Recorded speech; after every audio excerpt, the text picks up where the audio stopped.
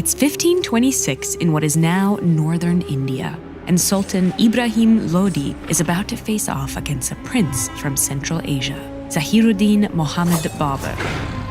To quash the threat, the Sultan brings his war elephants to battle. But it's said that the explosions of Babur's cannons and muskets startled the elephants, and they trampled the Sultan's own army. Babur had long harbored ambitions of building his own empire.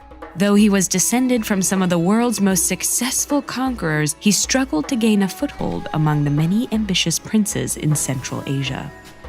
So he turned his attention to India, where his descendants stayed and built the Mughal Empire, one of the wealthiest and most powerful states in the early modern world, and home to nearly a quarter of the global population.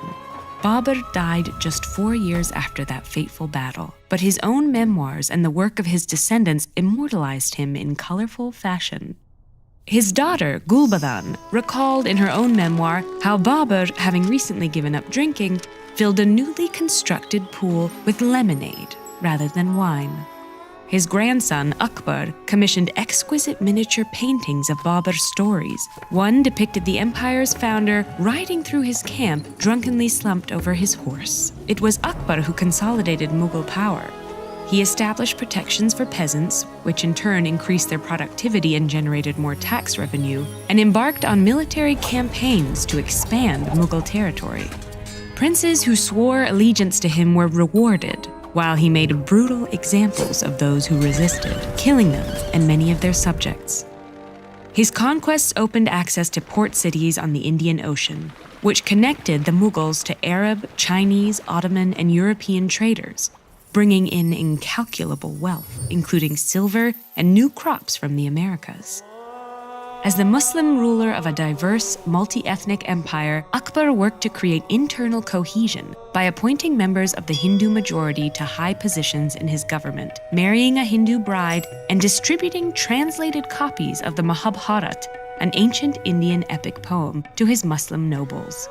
Akbar also hosted lively religious debates where Sunni and Shia Muslims, Hindus, Jains, Zoroastrians, and the newly arrived Portuguese Jesuit missionaries defended the merits of their respective faiths. While most participants viewed this as an intellectual exercise, Portuguese missionaries were disappointed by their failure to convert Akbar. The Mughals built architectural masterpieces, such as the Taj Mahal and the Red Fort, a palace 3 kilometers around that housed 50,000 people and contained the magnificent gold and jewel-encrusted peacock throne. Just the throne took 7 years to construct.